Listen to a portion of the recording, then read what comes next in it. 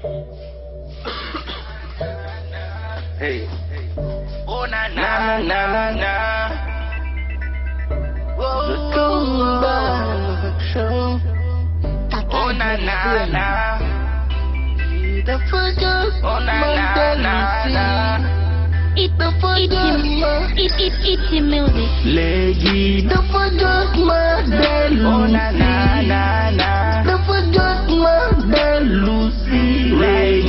The forget my Lucy. Oh na na na na. Lucy. The comeback. Lady. The forget my. maa ngi leen di nuyu yéen ñëpp di ñu seetaan. Bon, moi je m'appelle Rokhaya Diop, j'ai 22 ans et je suis étudiante et à la fois mannequin. The comeback show. Oh na na na. The forget. Oh na na na na. It's music. Lady. The forget my Lucy. Oh na na na na. The forget my Lucy. Lady. The forget my Lucy. Pourquoi j'ai choisi le milieu du mannequinat? Très bonne question. Bon, dafa nekk milieu boo xamante ni premièrement c'est une passion laa am ci milieu mannequinat mu nekk loo xam ni duma ni dama ko yàgg bëgg mais nit moo ma ko xelal te doo fàtte wax dëgg yàlla fi nga jóge. Donc dama doon dem à chaque fois ci di dem comment dirais centre culturel régional bu Thiès. À chaque fois su ma fa demee ma fay nekk di côtoyer aussi artistes comédiens yi ma leen di nuyu au passage Pape Mboup sama góor nga xam ne à chaque fois dañuy xuloo.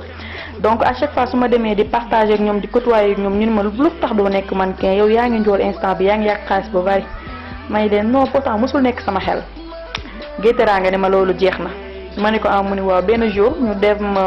musée di def benn tournage pour li ñu daan def à chaque fois seen anniversaire. mu ne ma kaay ñu ànd ma ne ko fan lañ jëm mu ne ma ñëwal rek 16h ñëwal musée ma ne ko ok 16h ma ànd ak moom dem musée mu ne ma daam fu ma lay yóbbu ma ànd ak moom mu yóbbu ma ci maman Daaro ma koy nuyu au passage mu ne ma doxal ma ne ko man mënu ma dox talon sax mënu ma see yéeg mënu ma sax dox si talon déjà ay tabaski yooyu da carax laa daan sot mu ne ma non essayel vas-y ma dox mu ne ma mënoo mais lépp mën nañ ko def si yow mën nañ la jàngal am nga potentiel bi te mën nga nekk aussi mannequin. ma ne ko mu ne ma waa depuis loolu mu commencé ci maman Daado yàgguma fa nag mais affaire bi daal nekk benn passion ci man ma bëgg ko mu mel ne comme si daal dama judd rek ngir def loolu donc foofu laa commencé loolu moo ma dugal ci milieu mannequinat. léegi dafa jot ma teew récupérer li ma moom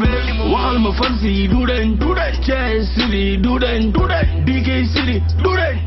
gis naa ci évolution bu bari tax na ma xam ñu nga xamante ne nii mosuma leen a xam. tax na aussi ma dem foo xamante ne nii musuma woon xalaat ne dinaa fa dem côtoyer ay nit ñu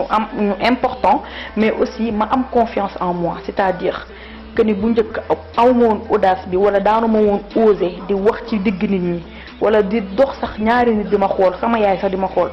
mais léegi j'ai l'audace je suis très ambitieuse dafa ma jox benn force bi ci man nga xamante ne damay dox ci ay milliers de personnes te du ma tiit. J'ai l'assurance en moi aussi, la confiance en moi comme on dit. Donc mannequinat bi tax na côté boobu noonu mën naa ne gis naa ci évolution bu baax a baax tax na ma côtoyer ñoo xam ne mosuma leen a côtoyer xam ni ma mës ta xam mais aussi dem fu ma mës ta dem te yokku na sama confiance en moi.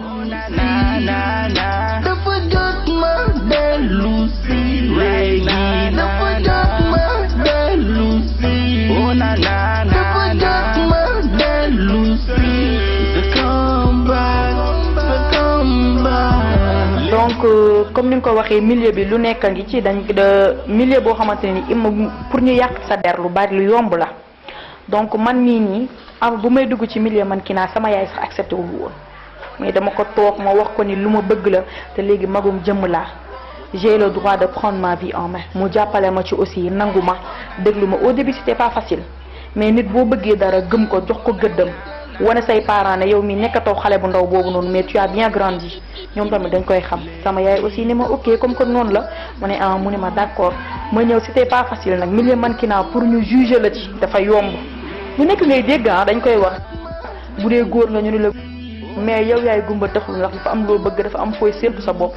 donc li ñuy wax rek buñ la séddu ci gaalu xaj na nga fexe ba boo ci lekk donc ci laa nekk à chaque fois dinaa ci dégg lu nekk dinaa ci gis lu nekk mais yow boo gëmee sa bopp xam fi nga jóge xam fi nga jëm aussi këf la du yomb. mbégte lay def ci man parce que damay romb ba léegi nii à chaque fois damay romb suñu koñ et tout ça wala ma dem Dakar ñu naan kii moo participé woon Miss Thiès nangam ak nangam et tout ça ça me fait quelque chose au fond de moi parce que mbégte laa am ak contentement xam ne fi ma nekk nii kat fi ma nekkoon daaw ak ren bi gis naa ci évolution ndax nee naa nit foo nekk te gisoo ci évolution gisoo ci avancement bu yeboo nga bàyyi ko xam ne loolu du sa cër nga dem xooli leneen donc gis naa ci évolution bu baax te loolu mbégte lay doon ci man ak contentement nee naa la depuis daaw ak ren bokkul évolution am na su ma toogee nii nekk à l'aise mën a wax def lu ma neex instant bii nii xam naa ne évolution am na donc man maa ngi évoluer te mbégte la doon ci man ak bànneex bu rëy.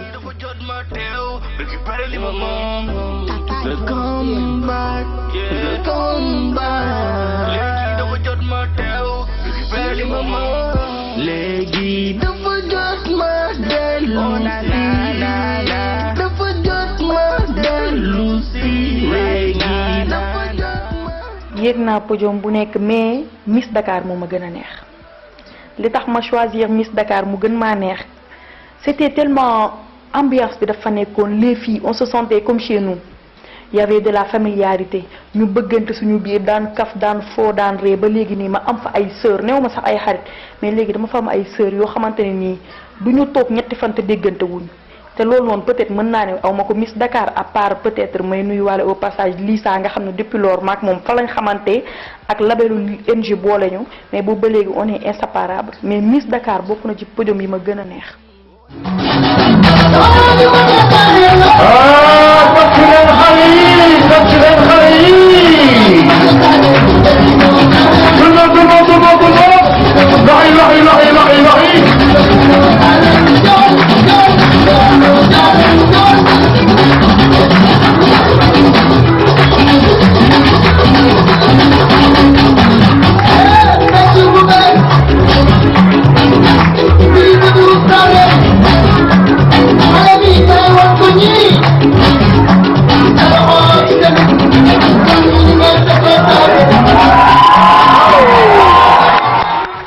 ban moment moom may gën a neex moment bi may teg sama tànk jàkkaarloog nit ñi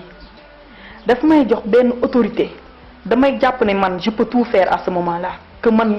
mooy loolu damay kontaan benn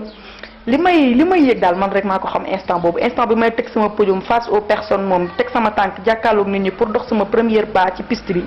instant boobu moo ma gën a neex. pourquoi ma def choix boobu? C'est une très bonne question aussi choix wu lu tax ma choisir label NG bon man agence yi bari nañ fii nii agence yi bari nañ Thiès macha allah ndax gis nañ ne milieu mode mu ngi évoluer ci Thiès agence yi bari nañ mais dynamisme bi nga xamante ne nii labelu NG wan nañ ma ko ak li nga xamante ni moo fa nekk nga xam ne comme ni ñu koy waxee NG family c'est une famille ñun ñëpp ñoo nekk benn ñun ñëpp donc familiarité boobu dynamisme boobu ak ambitieux bi nga xam ne gars yi ambitieux nañ ko muy commencé ci caméraman yi wàcc ba ci mannequin yi ak président bi moom NG donc dañuy wane ni ñoom gëm nañ seen bopp te bëgg nañ yóbbu seen bopp fenn fi donc moo tax mu bàyyi agence yëpp ñëw ci agence u NG te aussi c'est en rapport avec Zeyna mi nga xamante ne nii moo ma woo gis ma ne ma gis na ma foofu noonu donc moo tax ma jàpp agence u NG te xoolal li ma fiy génnee tamit du doon lu yomb. ban message laa leen di wax mooy nañ ñëw parce que nañ ñëw aussi ñu gëm seen bopp xam fi ñu bëgg a yóbbu seen bopp xam fi ñu nekk mais xam fi ñu bëgg a yóbbu seen bopp gis nga nit boo gëmee sa bopp gëm ne yow mën ngaa yóbbu sa bopp fenn fi que ni boo ñëwee doo xalaat ne man day damay toog rek NG moo may yóbbu wala damay toog rek xaar lépp ci NG non non da ngay ñëw nga prouver soo ñëwee prouver da ngay dem soo ñëwee nga am gis nga am léegi man ki naan nekkatul nga da nga gàtt wala da nga njool nekkal jigéen wala góor bu audacieux soo ko nekkee rek da ngay dem nga gëm sa bopp gis nga gëm sa bopp dafa baax ci doomu aadama bul xaar lépp ci ñëpp gëmal sa bopp gëm ni yow même bu ñëpp bu fi kenn nekkul yow mën ngaa yóbbu sa bopp fenn fi te man dama gëm sama bopp gëm ni man kuy dem laa te kenn mënu maa tey. léegi dafa jot ma teew récupérer li ma moom. léegi dafa jot ma teew. joie bi may ressentir moment boobu ma NG du ma la ko mën a sax expliquer parce que c'est tellement émouvant gis nga nit benn nit bu la bëgg rek war naa tax nga daw ba dee benn nit kese donc loolu mbégte la nga nekk fenn fi wala nga def leen di am ñoo xamante ne dañ koy bëggee am ñoo xam ne dañ koy bëgg am ñoo xam ne dañ la bëgg ngir yàlla tax ku nekk foo nekk am na ñu lay bëgg am na ñu lay bañ te loolu noonu man dama ko dund mais aussi ni ma ko waxee woon rek kenn ki la bëgg rek jar naa tax yow à chaque fois ngay évoluer à chaque fois du nga dégg fu bon donc man ñooñu awma di leen remercier parce que ñoom tamit ñoo tax tey ma egg fi ma egg. moo amoon message ma leen di jox mooy ñu gëm ni milieu bi du milieu bu bon mais liggéey la comme yeneen liggéey comme ni ko Maguette di waxee ma koy nuyu au passage mais milieu bu noble la ñun mannequin yi ay noble lañ dañoo war a gëm ni lii liggéey la comme kuy xëy dem ci liggéey tailleur wala kuy xëy dem bureau ba wala kuy xëy dem maçon ñii da ngay liggéey ba wàcc ñëw ñu ne la kaay solal ma yére bi nga sol ko ñu fay la sa xaalis nga liggéey ko mu lew la doom donc ñëw fi ngir def lu bon ñëwuñu fi ngir jël chemin bu baaxul mais ñun dañoo ñëw gis suñu parents yi nekk ci nuñ koy waxee te nekk ci yoon bu baax kon ñun waruñoo mën a ñëw nekk ci nit yoon bu bon parce que yow looy def tamit sédd ci sa bopp mais sédd ci ñi la bëgg mais sédd ci aussi sa famille donc ñun nekkuñu fi parents yooyu ñu leen di wax ne fi lii nii du lu bon nañu ñëw bàyyi seen doom yi ñu en toute liberté ñu ñëw def milieu bi parce que c'est un milieu noble comme ni ma koy waxee à chaque fois. lan lay doon boo ñu góorgóorlu parce que comme ni ma ko waxee woon léegi nit foo nekk am na ñu la bëgg am na ñu la bañ donc nga góorgóorlu gëm sa bopp man damaa naw NJ famille dama ko nee naa la comme ni ma koy waxee woon sànq caméraman yi mannequin yi ba wàcc ba ci suuf dama leen a naw ndax ku nekk da nga gëm sa bopp ku nekk da nga am lu tax nga bàyyi sa kër ñëw ngir liggéey ngir gëm boobu nga gëm sa bopp am xam ne da ngay dem kenn du la yóbbu yaa yóbbu sa bopp comme ni ma ko waxoon sànq donc ñu gën a yokk gëm suñu bopp gën a yokk familiarité bi ndax nee naa leen ñun famille lañ lépp famille nag ci la lépp di xew ndax tey dañuy xuloo jàppante kaf bu subaa ñu kaf fooree génnaat ci ba mu set wecc donc mooy loolu daal ñun comme ni ñu koy waxee famille la neex na macha allah te dara du ko yàq incha allah ci kaw ci kanam.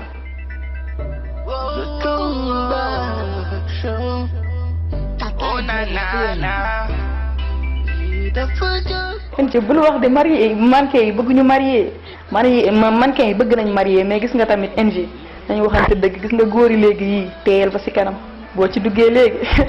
damay bañ a delluwaat léegi sama kër yaay bàyyi ma toog ba ci kanam seggaat affaire bi daal nañ ko segg ba ci kanam.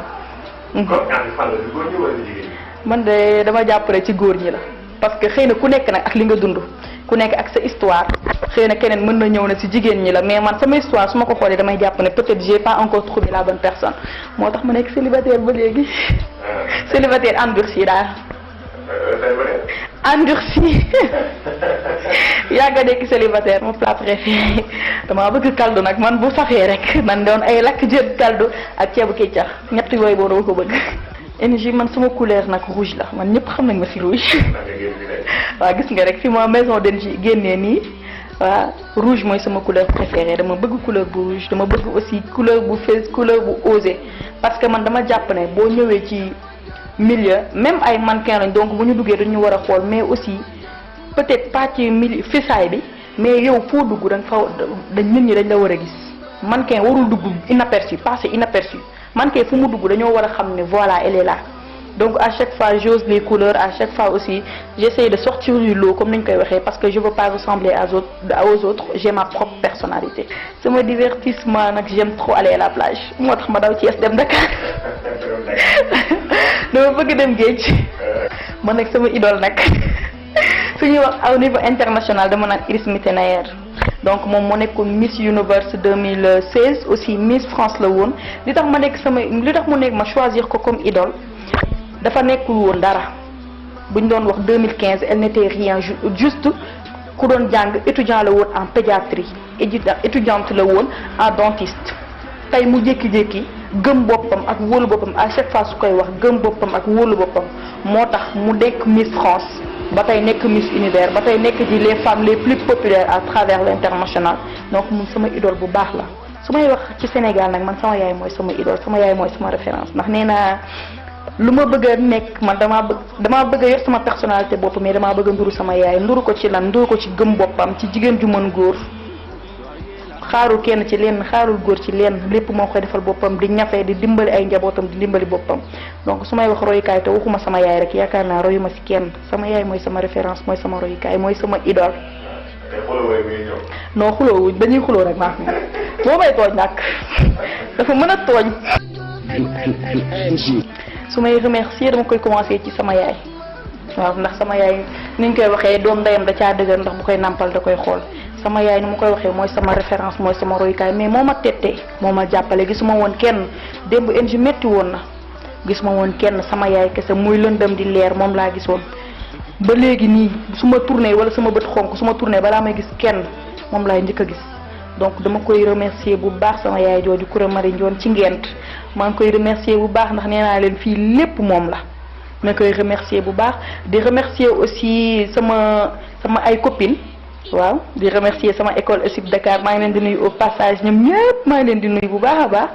di remercier aussi samay tata ku ci mel ne taa Ndey taa Sali di remercier samay rak ak sama doom Jeyla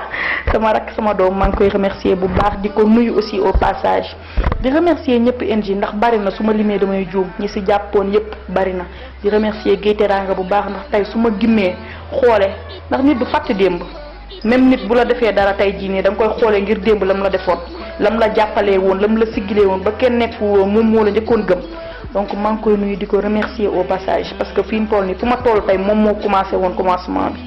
di nuyu aussi maman Daado ndax moom it jàpp na ci commencement bi di nuyu ñëpp daal NJ di nuyu waa Ngent waa fi ma dëkk ndax ñoom ñoo ma xam di nuyu sama maam Awa Diop di nuyu sama cousin Babacar di nuyu ñëpp NJ nee naa la ñoom ñun lañ fi nekkal ndax ñoom tey ñun ñoo ñuy wane ba nit ñi mën ñoo xam ba fu ñu romb nit ñi ne ñoo ngi nee donc waa NJ Fashion TV moom waa NJ Mode TV ak labelu NJ yëpp du ñuy wax du dul naan leen fi ngeen teg seen loxo foofu la continuer leen parce que vraiment vous faites du bon boulot merci à vous allez au revoir à vous tous merci beaucoup. te gisuma ku may tee léegi dafa jot ma dellu